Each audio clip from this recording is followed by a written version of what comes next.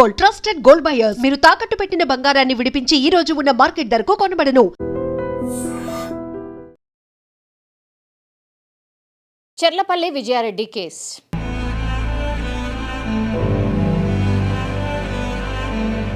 ఇంకా కూడా అన్సాల్వ్డ్. ఎందుకంటే ఏ రీజన్ కూడా చెప్పలేదు. ఇంకా అసలు మేము కనుక్కుంటున్నాము, దర్యాప్తులో ఉంది అన్నమాట పోలీసులు కూడా చెప్తున్నారు. యాజ్ వెల్ యాజ్ వాళ్ళ ఫ్యామిలీ మెంబర్స్, అంటే వాళ్ళ అన్నయ్య చిరంజీవి, ఇక వాళ్ళ అమ్మనైతే పెద్దగా ఏం రెస్పాండ్ కావట్లేదు. కానీ మొత్తం అంతా కూడా వాళ్ళ అన్ననే టేక్ ఓవర్ చేసిండ్రు. వాళ్ళ హస్బెండ్ ఇన్వాల్వ్మెంట్ కూడా అసలు ఆయనకి ఇన్ఫర్మేషన్ కూడా రావట్లేదు. ఎందుకంటే మనం మొన్న వెళ్ళి మాట్లాడినప్పుడు కూడా నాకేం ఇన్ఫర్మేషన్ ఏం చెప్పట్లేదమ్మా, పూర్తిగా అఫీషియల్గా ఎవరికి వెళ్తుంది ఇన్ఫర్మేషన్ అంటే ఇప్పుడు విజయారెడ్డి వాళ్ళ బ్రదర్కి మాత్రమే ఇన్ఫర్మేషన్ ఇస్తున్నారు. సో యాజ్ ఆఫ్ నౌ ఇప్పుడు మనం మాట్లాడుతున్న టైం వరకు కూడా ఈ కేసులో ఎలాంటి పురోగతి లేదు. ఇంకా కూడా దర్యాప్తు చేస్తున్నారు. ఇప్పటి వరకు ఆఫీస్ కొలీగ్స్ అనుకోండి, ఆమె వర్క్ చేసినటువంటి ప్లేస్, చుట్టుపక్కల వాళ్ళు అనుకోండి, లేదంటే ఈ పిల్లలు చదువుతున్నటువంటి కాలేజెస్ అనుకోండి, వాళ్ళ బ్రదర్, మదర్, వాళ్ళ రిలేటివ్స్, వాళ్ళ హస్బెండ్, వాళ్ళ అత్తమామ, వీళ్ళందరినీ కూడా విచారణలో భాగంగా టోటల్గా ఎంతమంది అయిందంటే 38 మందిని ఇప్పటి వరకు విచారణ చేశారు. అట్లాగే వాళ్ళ ఇంటికి వెళ్ళిండ్రు, విజయారెడ్డి ఇంటికి వెళ్ళిండ్రు, విజయారెడ్డి వర్క్ చేస్తున్నటువంటి ప్లేస్కి వెళ్ళిండ్రు, వాళ్ళ పిల్లలు చదువుతున్నటువంటి ప్లేస్కి వెళ్ళిండ్రు, అన్ని ప్లేసెస్కి కూడా వెళ్ళిండ్రు. ఇప్పటి వరకు కూడా కేసులో ఎట్లాంటి పురోగతి లేదు, మేము ఇంకా కూడా ఇన్వెస్టిగేషన్ చేస్తున్నాం అన్నటువంటి మాట చెప్తున్నారు. దగ్గర 30 తారీఖున ఇన్సిడెంట్ జరిగింది కదా, 30 నుంచి ఈరోజు మనం ఉన్నది 9th. ఈరోజు వరకు అంటే దగ్గర 10 రోజులు అవుతుంది. ఈరోజు వరకు కూడా ఎలాంటి క్లూ కూడా లేదు ఈ కేసులో. ఏం చెప్పిండ్రు మొన్న జస్ట్ అది కూడా నాకు తెలిసి అయితే ఒక లీక్ మాత్రమే. డిప్రెషన్ వల్ల మేబీ అయ్యిండొచ్చు. ఎందుకంటే ఇప్పటి వరకు వాళ్ళు ఏవేవైతే ఇన్వెస్టిగేషన్లో భాగంగా విచారణ చేసారో ఎక్కడ కూడా ఏం తేలలే. అండ్ విచారణలో భాగంగా ఇప్పుడు విజయారెడ్డి వాళ్ళ అన్న, విజయారెడ్డి వాళ్ళ మమ్మీ, వీళ్ళిద్దరు కూడా గత కొన్ని రోజులుగా ఆమె డిప్రెషన్లో ఉన్నట్టు అనిపించింది, కొంత లోన్లీగా ఉన్నట్టు అనిపించింది అన్నటువంటి మాట ఇన్వెస్టిగేషన్లో చెప్పినట్టుగా చెప్తున్నారు. సో అది ఎంతవరకు నిజమో తెలియదు. అందరూ ఈ కేసు బయటపడ్డప్పటి నుంచి మాట్లాడుతున్న దాన్ని బట్టి అంత పెద్ద పిల్లల్ని ఎలా ఒప్పించి ఆమె ట్రైన్ ట్రాక్ మీద నిల్చోబెట్టింది, చావడానికి వాళ్ళ ఇద్దరిని కూడా ఎలా ఒప్పించింది వాళ్ళ మమ్మీ, ఇది చాలామంది మాట్లాడుతున్నారు. మనం వరుసగా ఈ ఇన్సిడెంట్ని ట్రాక్ చేస్తున్నాం, అట్లాగే పూర్తి స్థాయిలో అసలు ఏం జరుగుతుంది ఏంది అనేది కూడా చెప్పే ప్రయత్నం చేస్తున్నాం. కాబట్టి అందులో భాగంగా అసలు పబ్లిక్ ఒపీనియన్ ఏంటి, పబ్లిక్ ఏమనుకుంటోంది, వాళ్ళ డౌట్స్ ఏంటి, వాళ్ళ మనసులో ఉన్నటువంటి డౌట్స్ కూడా కొన్ని చాలా జెన్యూన్ అనిపించినాయి. అంటే చాలామంది మాట్లాడుతున్నారు కూడా. నేను ఒక్కసారి చెప్పే ప్రయత్నం చేస్తా. ఒక కామెంట్ ఇది. అసలు తాను చనిపోవాలనుకునేటప్పుడు, పిల్లల్ని చంపాలనుకునేటప్పుడు క్షణికావేశంలో చేస్తారు తప్పితే ఇంత ప్రాసెస్ చేసి చస్తారు, చంపుతారు అని నమ్మే వాళ్ళందరినీ ఏమనాలో నాకు అర్థం కావట్లేదు. ఇది ఒక కామెంట్. ఈ వీడియో చూసిన తర్వాత ఒక కామెంట్ ఇది. దెన్ ఇంకొక పర్సన్ ఏం కామెంట్ చేసిండ్రు, వీళ్ళందరూ కూడా వీడియో చూసిన తర్వాత కింద పెట్టినటువంటి కామెంట్స్, వాళ్ళు లేవనెత్తున్నటువంటి ప్రశ్నలు ఇవన్నీ కూడా. ఈ సంఘటనలో ఎవరు తప్పు ఎవరు ఒప్పు అని పక్కన పెడితే కొన్ని ప్రశ్నలు ఉన్నాయి నాకు.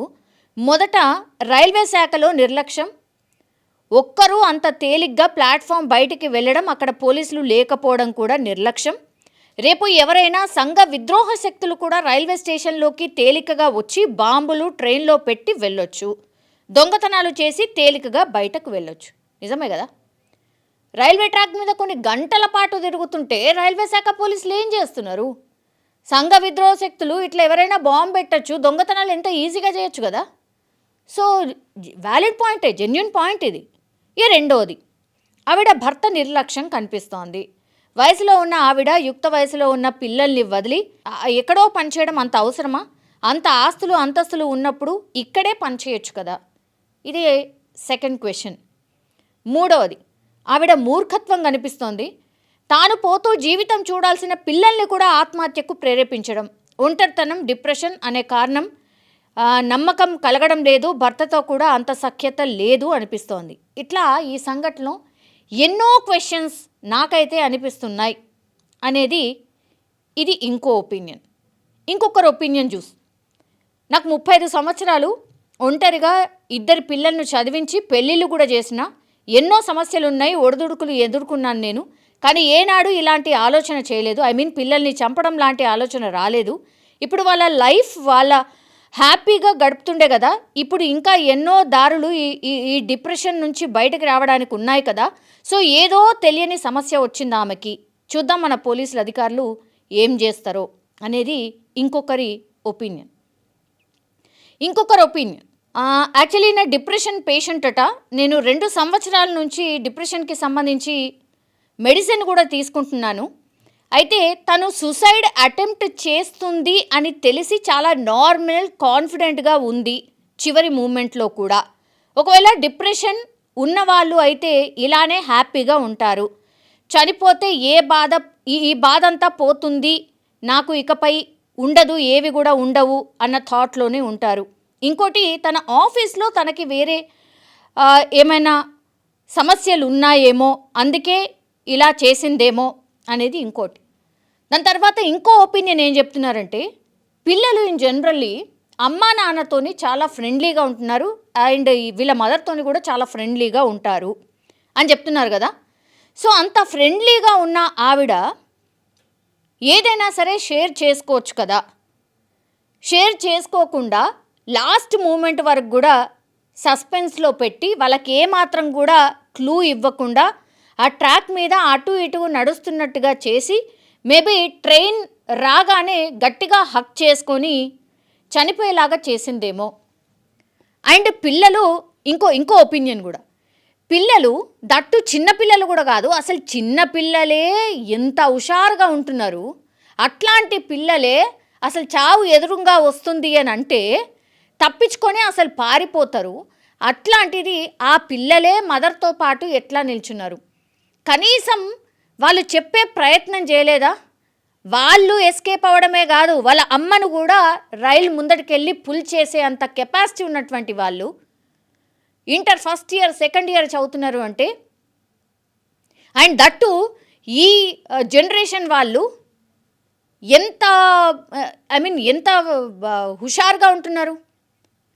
అట్లాంటి వాళ్ళు అమ్మ చనిపోతానంటే గుడ్డిగా వెళ్ళి చనిపోయేంత పరిస్థితి ఉన్నదా? ఈ మధ్యకాలంలో పిల్లలు ఎంత సిన్సియర్ అయినా, ఎంత అమ్మ మాట విన్నా ఆ పరిస్థితి ఉందా? నిజం చెప్పాలంటే కూడా అందరూ అదే అంటున్నారు ఇప్పుడు. సరే డిప్రెషన్ తనకుంది, తను చనిపోయేది ఉండే, వాళ్ళని ఎందుకు చంపాలి, వాళ్ళ ఫాదర్ ఉన్నాడు కదా చూసుకుంటుండే అనేది ఒకటి. వాళ్ళ పిల్లలు కూడా అంత పిల్లలు అయ్యుండి కూడా వాళ్ళ అమ్మ మాటని ఎట్లా వింటారు? ఇదేనా మీరు నేర్చుకున్నది?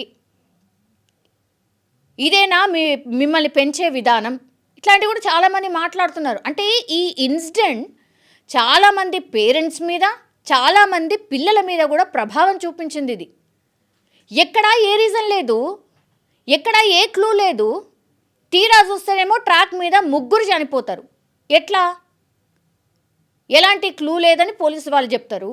సీసీ కెమెరాలో ఏం లేదు, ఆమె ఫోన్లో ఏం లేదు, ల్యాప్టాప్లో ఏం లేదు. దగ్గర 38 మంది విచారణ చేస్తే వాళ్ళు ఏం చెప్పట్లేదు, ఎక్కడ ఏ డౌట్ లేదు అంటున్నారు. చుట్టుపక్కల వాళ్ళని చూస్తేనేమో అందరూ కూడా క్లీన్ చిట్ ఇస్తున్నారు. మరి ఏమై ఉంటుంది? కొంతమంది అయితే ఇక మాట్లాడద్దు కానీ అనద్దు కానీ బ్లాక్ మ్యాజిక్ ఏదైనా జరుగుంటుంది అంటున్నారు. మరి ఈ రోజుల్లో కూడా చదువుకున్న వాళ్ళం మనం కూడా ఇట్లా మాట్లాడితే అసలు నాకైతే నాన్ సెన్స్ అయితే అనిపించింది. అండ్ ఇంకో మాట కూడా చెప్తున్నారు. ఇప్పుడు మొన్న ఫోరెన్సిక్ దాంట్లో ఫైర్ యాక్సిడెంట్ ఒకటి జరిగిందా? ఆ ఫైర్ యాక్సిడెంట్లో ఈ కేసుకి సంబంధించి కూడా ఏవైతే ఎవిడెన్సెస్ ఉండనో, అంటే నేను చెప్పినటువంటి ఈ ఫోన్ కానీ ల్యాప్టాప్ కానీ లేకపోతే ఇంకా సేకరించినటువంటి వస్తువులు కానీ అందులోకినే దగ్ధం అయిపోయినాయా? ఇప్పుడు పోలీసులు నిజాలు ఎక్కడి వరకు చెప్పే అవకాశం ఉంది అనేది కూడా చాలామంది డౌట్ వ్యక్తం చేస్తున్నారు. అండ్ ఇది రైల్వే ట్రాక్ మీద జరిగింది, రైల్వే స్టేషన్ పరిధిలో జరిగింది కాబట్టి రైల్వే పోలీసులు ఇన్వెస్టిగేషన్ చేస్తున్నారు. రైల్వే పోలీసులు కాకుండా మన నార్మల్ పోలీసులు, పోలీస్ వ్యవస్థ గిన ఒకవేళ ఈ ఏమంటారు, ఈ కేసుని టేకప్ చేసి ఉంటే ఎప్పుడో సాల్వ్ అయ్యేది, ఇన్ని రోజులు ఇంతగానం నాంచేవాళ్ళు కాదు అనే ఒపీనియన్ కూడా వ్యక్తమవుతోంది. మరి నిజం చెప్పాలంటే కూడా రైల్వే పోలీసుల నుంచి ఈ కేసుని నార్మల్ పోలీసులకు ట్రాన్స్ఫర్ చేసుకోవచ్చా లేదా, లీగల్లీ ఎట్లుంటుందో నాకైతే తెలియదు. కానీ అండ్ ఇంకోటి, సైకియాట్రిస్టులు కానీ సైకాలజిస్టులు కానీ మీరు చెప్పాల్సింది ఏంటి అని అంటే, నిజంగా డిప్రెషన్ అనే అంటున్నారండి ఈ కేసు. నిజంగా డిప్రెషన్ ఉన్నటువంటి వ్యక్తి ఇట్లా ఆమె చనిపోవడమే కాకుండా మిగతా వాళ్ళని మంచుకున్న వాళ్ళని కూడా తీసుకెళ్ళి చంపేస్తుందా? అది మీరే చెప్పాలి, యాజ్ డాక్టర్స్ మీరే చెప్పాలి. సో ఇట్లా ఎన్నో డౌట్స్, ఇంకా ఎన్నో క్వశ్చన్ మార్క్స్. చూడాలి ఈ కేసులో నిజంగా పోలీసులు ఏం ఇన్వెస్టిగేషన్ చేస్తారు అనేది ఒకటి.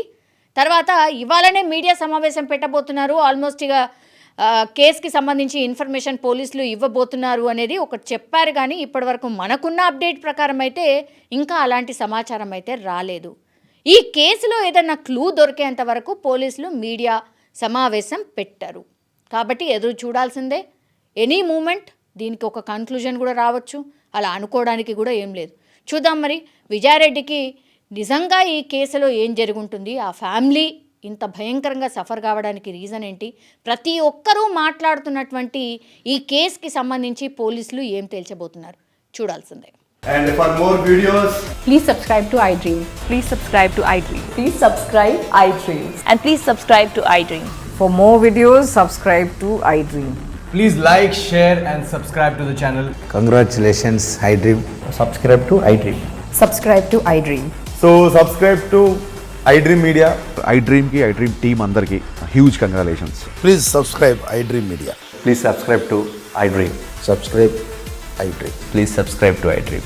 iDream అంటే నా కళల ఛానల్ను సబ్స్క్రైబ్ చేసుకున్న నోరు తిరుగుతలేదు, మీరైతే గంట గుర్తు కొట్టండి. For more such videos, please subscribe to iDream.